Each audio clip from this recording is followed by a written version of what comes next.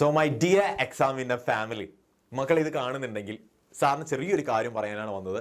കഴിഞ്ഞ ദിവസം സാറിൻ്റെ അടുത്ത് കുറച്ച് മക്കൾ വന്നിട്ട് പറഞ്ഞു, സാർ നന്നായിട്ട് ഞാൻ വർക്ക് ചെയ്യുന്നുണ്ട്, പഠിക്കുന്നുണ്ട്, പക്ഷെ മാർക്കൊന്നും ആൻസർ ഷീറ്റിലേക്ക് വരുന്നില്ല. ഇപ്പം നന്നായിട്ട് ഞാൻ കഷ്ടപ്പെടുന്നുണ്ട്, നന്നായിട്ട് പഠിക്കുന്നുണ്ട്, പക്ഷേ എനിക്ക് ആ ഒരു പേപ്പറിൽ എനിക്ക് ആ മാർക്ക് അവിടെ റിഫ്ലക്റ്റ് ചെയ്യാൻ പറ്റുന്നില്ല. എന്താണ് സാർ കാരണം? എന്തെങ്കിലും എൻ്റെ ഭാഗത്ത് എന്തെങ്കിലും മിസ്റ്റേക്ക് ആണോ? ഞാൻ നന്നായിട്ട് വർക്ക് ചെയ്യുന്നുണ്ട്, പക്ഷേ എനിക്ക് മാർക്ക് കിട്ടുന്നില്ല. എന്തെങ്കിലും സാറിന് എന്തെങ്കിലും പറഞ്ഞു തരാനുണ്ടോ? പെട്ടെന്ന് സാറിന് ഓർമ്മ വന്നു, സാറിന് തന്നെ ഒരു പഴയ സാറ് പണ്ട് കുറച്ച് പഠിക്കാതെ ബേക്കോട്ടുന്ന ഒരു ബാക്ക് ബെഞ്ചറൊക്കെ ആയിരുന്നു സാറ്. പിന്നീട് സാറിന് മനസ്സിലായി പഠിക്കണം, കുറച്ചൊന്ന് പഠിച്ചാൽ മാത്രമേ എന്ത് ചെയ്യുള്ളൂ, മാർക്ക് മേടിക്കാൻ പറ്റുള്ളൂ. അപ്പോൾ സാറിൻ്റെ ലൈഫിൽ തോന്നിയിട്ടുള്ള, സാറ് കൊണ്ടുവന്നിട്ടുള്ള കുറച്ച് മാറ്റങ്ങളുണ്ട്. ആ ഒരു പേഴ്സണലി കുറച്ച് കാര്യങ്ങളുണ്ട്. എനിക്കറിയാം കുറച്ച് പേർക്കൊക്കെ, ഇത് കാണുന്ന കുറച്ച് പേർക്കൊക്കെ ഇതേ ഒരു പ്രശ്നങ്ങളിലൂടെ കടന്നു പോയിട്ടുണ്ടാവും. ഇപ്പം നന്നായിട്ട് ഞാൻ പഠിച്ചിട്ടുണ്ട്, അല്ലെങ്കിൽ ഞാൻ പഠിക്കുന്നുണ്ടെങ്കിൽ എനിക്ക് അതിനുള്ളൊരു റിസൾട്ട് കിട്ടുന്നില്ലല്ലോ എന്ന് ആലോചിച്ച് വിഷമിക്കുന്ന ഒരുപാട് പേരുണ്ടാവും. അപ്പം അങ്ങനെയുള്ളവർക്കാണ് സാറിൻ്റെ പേഴ്സണലി എൻ്റെ ലൈഫ് എക്സ്പീരിയൻസ് വെച്ചിട്ട് എൻ്റെ മക്കളോട് പറയാനുള്ളത് കുറച്ച് കാര്യങ്ങളാണ്. അതിൽ ഒന്നാമത്തെ കാര്യം എന്ന് പറയുന്നത്, നിങ്ങൾ എക്സാംസ് എഴുതാൻ പോകുന്ന സമയത്ത് അല്ലേ, നിങ്ങൾ എക്സാം എഴുതി എൻ്റെ മാർക്ക് കുറവെന്നാണല്ലോ നിങ്ങൾ പറയുന്ന കാരണം. അങ്ങനെ ഉണ്ടാകുന്ന സമയത്ത് നിങ്ങൾ പഠിക്കുന്നത് പ്രോപ്പറാണോ, നിങ്ങൾ പഠിക്കുന്ന ചുറ്റുപാട് പ്രോപ്പറാണോ എന്നറിയാം.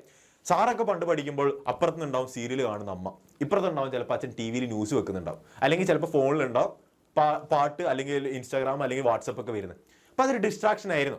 അപ്പം ഞാൻ എന്ത് ചെയ്തു എന്നറിയാവോ? ഞാൻ എന്ത് ചെയ്തു, എൻ്റെ റൂമിൽ കൃത്യമായിട്ട് ഞാനൊരു ഡോറൊക്കെ അടച്ച് സെറ്റാക്കി മാറ്റി, ജനലും കാര്യങ്ങളൊക്കെ അടച്ച് അത്യാവശ്യം വായു സഞ്ചാരം സൂര്യപ്രകാശമൊക്കെ കിട്ടുന്ന രീതിയിലാക്കി ആക്കിയിട്ട് മാറ്റിയിട്ട് കംപ്ലീറ്റ് സൈലൻസിലേക്ക് മാറി. എന്താണ് കംപ്ലീറ്റ് സൈലൻസിലേക്ക് മാറി? ഒരു എക്സാം സെന്ററിൽ നമ്മളൊരു എക്സാം എഴുതാൻ പോകുമ്പോൾ, പരീക്ഷ ഹാളിൽ കയറുമ്പോൾ എന്താണോ ഫീൽ ഉണ്ടാവുന്നത്, ആ ഒരു ഫീൽ ഞാൻ റീക്രിയേറ്റ് ചെയ്യാൻ തുടങ്ങി. എൻ്റെ ഉള്ളിൽ തന്നെ എൻ്റെ മനസ്സിൽ, എൻ്റെ ബോഡിക്ക്, എൻ്റെ ചുറ്റുപാടിൽ ഞാൻ അങ്ങനെ ക്രിയേറ്റ് ചെയ്യാൻ തുടങ്ങിയപ്പോൾ ഞാൻ അവിടെ ഇരുന്ന് പഠിക്കാൻ തുടങ്ങി. അപ്പം അവിടെ ഇരുന്ന് പഠിച്ചിട്ടുള്ള കാര്യങ്ങൾ ഞാൻ അതേ സാഹചര്യത്തിലാണ് എക്സാം സെന്ററിലും ഇരിക്കുന്നത്. അപ്പോൾ എനിക്ക് എന്ത് ചെയ്തു, പെട്ടെന്ന് ഓർത്തെടുക്കാനും റീകളക്ട് ചെയ്യാനൊക്കെ എളുപ്പമായി. സാർ എന്ത് ചെയ്തു, ഒരു സ്റ്റഡി ടേബിൾ എടുത്തു. സ്റ്റഡി ടേബിളിൽ കൃത്യമായിട്ട് കാര്യങ്ങളൊക്കെ, നോട്ട് ബുക്കും കാര്യങ്ങളൊക്കെ വെച്ചു, സ്റ്റൂളും കസേരയൊക്കെ വെച്ചിട്ട് അവിടെ ഇരുന്നിട്ട് പഠിക്കാൻ തുടങ്ങി. പഠിച്ച കാര്യങ്ങളൊക്കെ നല്ല വ്യക്തമായിട്ട് എക്സാം ഹാളിൽ വന്നപ്പോൾ ഓർമ്മ വരികയും ചെയ്തു. കാരണം എന്താ, ഇതേ സാഹചര്യമാണ് അവിടെ ഉള്ളത്, സൈലൻസ് ആണ്. സ്വാഭാവികമായിട്ടും എനിക്ക് പഠിച്ച കാര്യങ്ങളൊക്കെ അതേപോലെ ഓർമ്മിച്ചെടുക്കാൻ പറ്റി അല്ലേ. എല്ലാവർക്കും പറ്റിയെന്ന് വരില്ല, ചിലപ്പോൾ എൻ്റെ മക്കൾക്ക് കുറേ പേർക്കൊന്നും അങ്ങനെ ഒരു സാഹചര്യം ക്രിയേറ്റ് ചെയ്യാൻ പറ്റിയെന്ന് വരില്ല. പക്ഷെ എൻ്റെ മക്കൾ എന്ത് ചെയ്യുക, മാക്സിമം ശ്രമിക്കുക. അങ്ങനെ ഒരു സാഹചര്യം, ഒരു എക്സാം സെൻറ്റർ പോലെ നിങ്ങളുടെ ചുറ്റുപാട് നിങ്ങൾ എന്ത് ചെയ്യുക, അങ്ങനെ ആക്കിയെടുക്കാൻ ശ്രമിക്കുക. എന്നിട്ട് അവിടെ ഇരുന്നൊന്ന് പഠിച്ചു നോക്കുക. എന്നിട്ട് നിങ്ങൾ എന്ത് ചെയ്യുക, ഒന്ന് പരീക്ഷ ഹാളിൽ പോയി എഴുതി നോക്കുക. നന്നായിട്ട് നിങ്ങൾക്ക് നിങ്ങൾ പഠിച്ച കാര്യങ്ങൾ റീകളക്ട് ചെയ്യാൻ പറ്റും. ചിലപ്പോൾ നിങ്ങൾ പഠിക്കുന്ന ഡിസ്ട്രാക്റ്റഡ് ആയിട്ടുള്ള ഒരു ഏരിയ എന്ന് വിചാരിക്കുക, നന്നായിട്ട് ഒച്ചപ്പാടും ബഹളം ഉള്ള സ്ഥലത്ത് നിന്നാണ് നിങ്ങൾ പഠിച്ചെന്ന് വിചാരിക്കുക. നിങ്ങൾ നേരെ ചെന്നിരിക്കുന്ന എവിടെയാണ്, എക്സാം ഹാളിലാണ്. എക്സാം ഹാളിൽ എന്താണ്, കംപ്ലീറ്റ് സൈലൻസ് ആണ്. നിങ്ങൾക്ക് ചിലപ്പോൾ പഠിച്ച കാര്യങ്ങളൊന്നും ഓർമ്മയില്ല, നിങ്ങൾക്ക് ചിലപ്പോൾ സൗണ്ട് വേണ്ടി വരും, എന്നാലേ ആ പഠിച്ച കാര്യങ്ങളൊക്കെ ഓർമ്മ വരുള്ളൂ. അപ്പോൾ അത് ഒഴിവാക്കാനാണ് സാറ് പറയുന്നത്, നിങ്ങൾ കംപ്ലീറ്റ് സൈലൻസ് ഇരുന്ന് പഠിക്കുക. മാക്സിമം നിങ്ങൾ ഒറ്റയ്ക്ക് തന്നെ ഇരുന്ന് പഠിക്കാൻ ശ്രമിക്കുക. അതാണല്ലോ, നിങ്ങൾ ഒറ്റയ്ക്കാണല്ലോ എക്സാം എഴുതുന്നത്. അപ്പോൾ സ്വാഭാവികമായിട്ട് നിങ്ങൾ ഒറ്റയ്ക്ക് തന്നെ ഇരുന്ന് പഠിക്കാൻ ശ്രമിക്കുക. അങ്ങനെ സംഭവിച്ചു കഴിഞ്ഞാൽ നിങ്ങൾക്ക് ചിലപ്പോൾ ഒരു പക്ഷേ എൻ്റെ മക്കൾക്ക് കൃത്യമായിട്ടുള്ള ഒരു റിസൾട്ട് ആ എക്സാം പേപ്പറിൽ കാണാൻ പറ്റും. ഇത് സാറിൻ്റെ പേഴ്സണൽ ഒപ്പീനിയനാണ്, സാറിന് കിട്ടിയിട്ടുള്ള റിസൾട്ടിൻ്റെ ഭാഗമായിട്ട് സാറ് പറഞ്ഞു തരുന്നതാണ്. ഓക്കെ, അതേപോലെ തന്നെ വേറൊരു ഇമ്പോർട്ടൻ്റ് ആയിട്ടുള്ള കാര്യമാണ് വാർ. ഇത് സാറ് പണ്ട് കേട്ടിട്ടുള്ള ഒരു ടേമാണ്. സാറ് പെട്ടെന്ന് വിചാരിച്ചു, എന്താണ് ഈ വാർ, യുദ്ധമാണോ? അല്ല, സിമ്പിളായിട്ട് പറഞ്ഞാൽ WAR അഥവാ റൈറ്റ് ആൻസേഴ്സ് റെഗുലർലി എന്ന് പറഞ്ഞു കഴിഞ്ഞാൽ, നമ്മൾ എഴുതുന്ന എക്സാം ഉണ്ട് അല്ലേ, നമ്മൾ എഴുതുന്ന എക്സാമിൽ നമുക്ക് കിട്ടുന്ന ഒരു ക്വസ്റ്റ്യൻ പേപ്പർ ഉണ്ട്. അതിലൊരു ക്വസ്റ്റ്യൻ ഉണ്ടാവും. സ്വാഭാവികമായിട്ട് നമുക്കറിയാം അതിലൊരു എസ്സേ ഉണ്ടാകും, 1 വേർഡ് ഉണ്ടാകും, ചിലപ്പോൾ ഷോർട്ട് എസ്സേ ഉണ്ടാവും അല്ലേ, 3 മാർക്കിനോ 4 മാർക്കിനൊക്കെ ചോദിക്കുന്ന ഷോർട്ട് എസ്സേ ഉണ്ടാവും. അപ്പം ഇതുമായിട്ടൊന്ന് മനപ്പൊരുത്തുണ്ടാക്കുക. ഓക്കെ, എല്ലാം നമ്മളുടെ ഒരു മനസ്സിൻ്റെ ഒരു കളിയാണ്. അപ്പം നമ്മൾ എന്താക്കുക, ഇത് ആദ്യമേ തന്നെ കുറച്ച് ക്വസ്റ്റ്യൻസ്, കഴിഞ്ഞ മുൻകാലം നിന്നുള്ള കുറച്ച് ക്വസ്റ്റ്യൻസ് നമ്മൾ എടുക്കുക, വർക്ക് ചെയ്യുക. പക്ഷേ ഇപ്പോഴൊരു ക്വസ്റ്റ്യൻ വെച്ചിട്ടുണ്ടെങ്കിൽ, ഇപ്പോൾ ഇത് കാണുന്നത് ചിലപ്പോൾ 9ാം ക്ലാസ്സിലെ കുട്ടികളോ അല്ലെങ്കിൽ ഇപ്പോൾ 7ാം ക്ലാസ്സിലെ മക്കളൊക്കെ ഉണ്ടെങ്കിൽ സ്വാഭാവികമായിട്ടും നിങ്ങൾ ചിന്തിക്കും, സാർ ഞങ്ങളുടെ ടെക്സ്റ്റ് ബുക്കൊക്കെ മാറിയിട്ടുണ്ടല്ലോ എന്നൊക്കെ ചിന്തിക്കുന്നവരുണ്ടാവും അല്ലേ. മക്കളെ അങ്ങനെ ചിന്തിക്കേണ്ട. നിങ്ങൾ പഠിക്കുന്ന കാര്യങ്ങൾ സാർ ആദ്യം പറഞ്ഞ പോയിന്റിൽ നന്നായിട്ട് പഠിക്കുക. അപ്പം അവിടെയാണ് നമ്മുടെ ആൽഫ ബാച്ചിൻ്റെയും ലക്ഷ്യ ബാച്ചിൻ്റെയൊക്കെ ഇമ്പോർട്ടൻസ് വരുന്നത്. അപ്പം എന്താണ് നിങ്ങൾ പഠിക്കാൻ പോകുന്നത് നിങ്ങൾ കൃത്യമായിട്ട് അവിടെ മനസ്സിലാക്കി കഴിഞ്ഞാൽ, വർക്ക്ഷീറ്റൊക്കെ ചെയ്ത് കഴിഞ്ഞാൽ നിങ്ങൾക്ക് എളുപ്പത്തിൽ പഠിക്കാൻ പറ്റും. അതവിടെ നിൽക്കട്ടെ.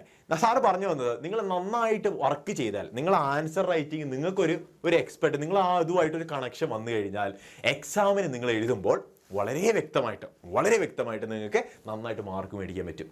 ഓക്കെ, ആ ഒരു പോയിന്റ് കിട്ടിയല്ലോ. അപ്പം നിങ്ങൾ എന്ത് ചെയ്യുക, നന്നായിട്ട് ആൻസർ ചെയ്തുകൊണ്ടിരിക്കുക, പ്രീവിയസ് ഇയർ നന്നായിട്ട് ചെയ്തുകൊണ്ടിരിക്കുക. ഇനി പ്രീവിയസ് ഇയർ ഇല്ലാത്തവരെ ചെയ്ത വർക്കുകൾ, ടെക്സ്റ്റ് ബുക്കിൽ തന്നെ കൊടുത്തിട്ടുള്ള കുറേ ചോദ്യങ്ങളുണ്ടാവും, അത് നിങ്ങൾ എന്ത് ചെയ്യുക, സ്വന്തമായിട്ട് എഴുതി ഒന്ന് നോക്കാൻ ശ്രമിക്കുക.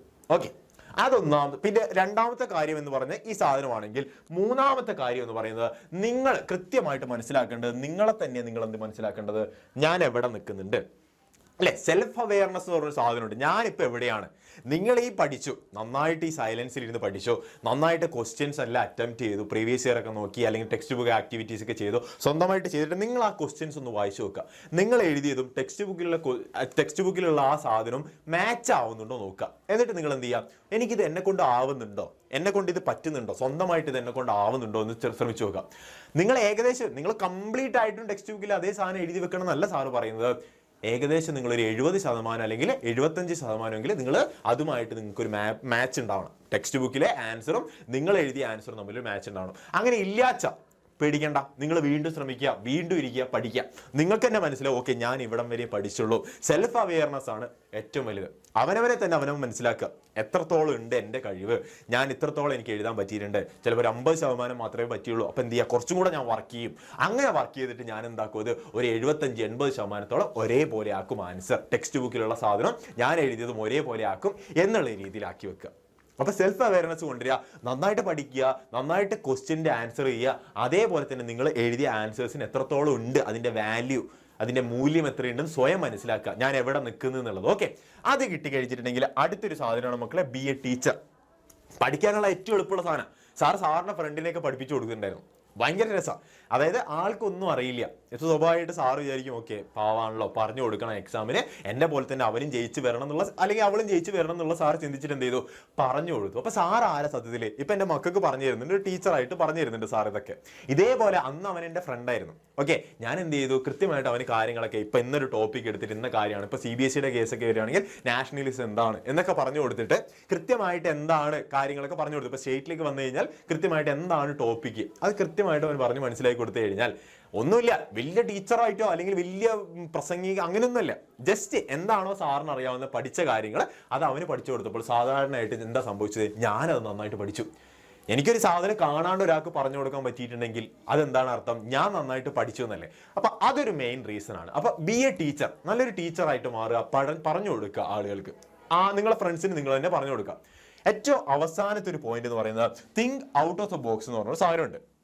നിങ്ങൾ ഓർഡിനറി ആയിട്ട് എപ്പോഴും നിന്ന് കഴിഞ്ഞാൽ ചിലപ്പോൾ ആർക്കും നിങ്ങളെ ചിലപ്പം മനസ്സിലാക്കാൻ പറ്റില്ല. നിങ്ങൾ എക്സാംസിന് എഴുതുമ്പോൾ നിങ്ങൾ അതേപോലെ എഴുതി കഴിഞ്ഞാൽ റീഡ് ബിറ്റ്വീൻ ദ ലൈൻസ് എന്ന് പറഞ്ഞ സാധനമുണ്ട്. അതായത് വരികൾക്കിടയിലൂടെ വായിക്കുക. ഇപ്പം ടെക്സ്റ്റ് ബുക്കിൽ ഒരു പോയിന്റ് കൊടുത്തു നോക്കുക. ഫോർ എക്സാമ്പിൾ ഇപ്പം എന്താണ്, ഇപ്പം പറയുകയാണ് നിങ്ങൾ രണ്ട് ബോയ്സിൽ നടന്നു പോകുന്നുണ്ട്.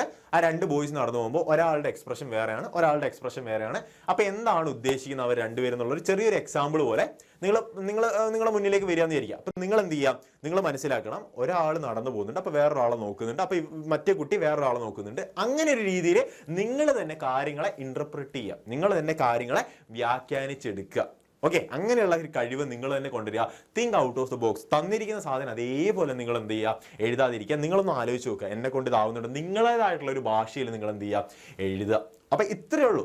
സാറ് മെയിൻറ്റെയിൻ ചെയ്ത കുറച്ച് കാര്യങ്ങളുണ്ട് നന്നായിട്ട് മാർക്ക് മേടിക്കാൻ വേണ്ടിയിട്ട്. അതിലൊരു 1, 2, 3, 4, 5 പോയിന്റാണ് സാർ ഇപ്പം നിങ്ങളോട് പറഞ്ഞു തന്നിട്ടുള്ളത്. ഓക്കെ, ഇത് സാറിന് ഏറ്റവും കൂടുതൽ പ്രയോജനപ്പെട്ടിട്ടുള്ള ഒരു പോയിന്റാണ്. അതിൽ ഏറ്റവും കൂടുതൽ ബി എ ടീച്ചർ ആവുക എന്നുള്ള എന്താണ്, നന്നായിട്ട് വേറൊരാൾക്ക് സാറ് നന്നായിട്ട് പഠിച്ചു എന്നൊന്ന് ഉറപ്പായി കഴിഞ്ഞാൽ വേറൊരാൾക്ക് ആ കാര്യം അറിയാൻ താല്പര്യമുള്ള ഒരാൾക്ക് പറഞ്ഞു കൊടുക്കുക. ഓക്കെ, അല്ലെങ്കിൽ വന്നിരിക്കുക, നമുക്ക് ഒന്നിച്ച് പഠിക്കാം എന്ന് പറഞ്ഞ് സാറ് പറഞ്ഞു കൊടുക്കും, ഇന്നതാണ് കാര്യങ്ങൾ. അപ്പൊ ടീച്ചർ ആവുക എന്നുള്ളതാണ് ഏറ്റവും വലുത്. അപ്പൊ നിങ്ങൾ ആദ്യം കണ്ട പോയിന്റ് എന്ന് പറയുന്നത്, നിങ്ങളൊരു എൻവയോൺമെന്റ് ക്രിയേറ്റ് ചെയ്യുക, നന്നായിട്ട് പഠിക്കുക. നന്നായിട്ട് പഠിച്ചാൽ മാത്രമേ വേറൊക്കെ പറഞ്ഞു കൊടുക്കാൻ പറ്റുള്ളൂ. നന്നായിട്ട് പഠിക്കുക, പഠിച്ചിട്ട് നിങ്ങൾ അതിന്റെ ആൻസേഴ്സ് ഒക്കെ ചെയ്തു നോക്കുക, നിങ്ങൾക്ക് ചെയ്യാൻ പറ്റുന്നുണ്ടോന്ന്. അപ്പൊ നിങ്ങൾ ഏകദേശം ഒരു 50% നിങ്ങൾ ഓക്കെയാണ്. അതിനുശേഷം നിങ്ങൾ സ്വയം മനസ്സിലാക്കാൻ, ഞാൻ ചെയ്തത് ശരിയാണോ, ഓക്കെ ഞാനിത് എത്രത്തോളം ഇതിന്റെ ഒരു ഔട്ട്കം എത്ര വന്നിട്ടുണ്ട്, എന്നെ തന്നെ ഞാൻ എന്തൊക്കെയാ മനസ്സിലാക്കുക. അതിനുശേഷം വേറൊരാൾക്ക് പറഞ്ഞു കൊടുക്കുക, ഓക്കെ അടിപൊളിയാണ്. അപ്പൊ എന്താക്കി, നിങ്ങൾ കംപ്ലീറ്റ് ആയിട്ട് സാധനം പഠിച്ചു, ആ ടോപ്പിക് എന്താണെന്ന് പഠിച്ചു. അതിനുശേഷം നിങ്ങൾ മനസ്സിലാക്കേണ്ട ഒരു കാര്യമുണ്ട്, ഔട്ട് ഓഫ് ദ ബോക്സ്. എന്താണ് think out of the box എന്ന് പറഞ്ഞ സാധനമുണ്ട്. നിങ്ങൾ സ്വയം ചിന്തിച്ചു നോക്കുക, ഇങ്ങനെയൊക്കെയാണോ അല്ലെ കാര്യങ്ങൾ. ഇപ്പം നിങ്ങളൊരു വാർത്ത കണ്ടു, ഈ വാർത്ത ഇങ്ങനെയൊക്കെ ആയിരിക്കാം, ചിലപ്പോൾ അതിന് വേറൊരു വശം ഉണ്ടായിരിക്കാം എന്നൊക്കെ നിങ്ങളൊന്ന് ചിന്തിച്ചു നോക്കാം. നിങ്ങൾ കാണുന്ന കാര്യങ്ങൾ, പഠിക്കുന്ന കാര്യങ്ങളെല്ലാം എന്ത് ചെയ്യുക, നിങ്ങൾ അങ്ങനെ ചിന്തിച്ചു നോക്കുക. ഒരേപോലെ ചിന്തിക്കാതെ, ടീച്ചർമാർ ചിന്തിക്കുന്ന പോലെ, അല്ലെങ്കിൽ ടീച്ചർമാർ നിങ്ങൾക്ക് എന്താണോ പറഞ്ഞു തന്നിട്ടുള്ളത് അതേപോലെ ചിന്തിക്കാതെ നിങ്ങളൊന്ന് വെറൈറ്റി ആയിട്ട് ചിന്തിച്ചോ. തെറ്റാണെങ്കിലും ശരിയാണെങ്കിലും നിങ്ങൾ ചിന്തിച്ചോ.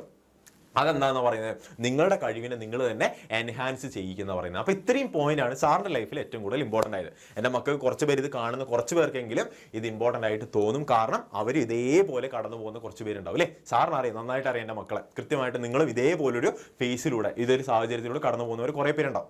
അപ്പോൾ നിങ്ങൾ എന്ത് ചെയ്യുക, നിങ്ങളൊന്ന് ശ്രമിച്ചു നോക്ക്. ഓക്കെ, ഇങ്ങനെ കുറച്ച് മാറ്റങ്ങൾ, ചെറിയ ചെറിയ നമ്മളെ കൊണ്ടാവുന്ന മാറ്റങ്ങൾ നിങ്ങൾ ശ്രമിച്ചു നോക്കുക. അടിപൊളിയായിരിക്കും, നിങ്ങളുടെ ലൈഫ് കിടിലുമായിരിക്കും, നന്നായിട്ട് പഠിക്കാൻ പറ്റും, നന്നായിട്ട് സ്കോർ ചെയ്യാനും പറ്റും. ഓക്കെ, അപ്പോൾ കുറച്ച് മാർക്ക് കിട്ടുന്നവരെ നല്ല മാർക്ക് മേടിക്കാൻ ഇങ്ങനെയുള്ള ചെറിയ ചെറിയ മാറ്റങ്ങളൊക്കെ നിങ്ങൾ കൊണ്ടുവരിക. അടിപൊളിയായിരിക്കും. അങ്ങനെയാണെങ്കിൽ സെറ്റായിട്ട് പഠിക്കാം. Happy learning.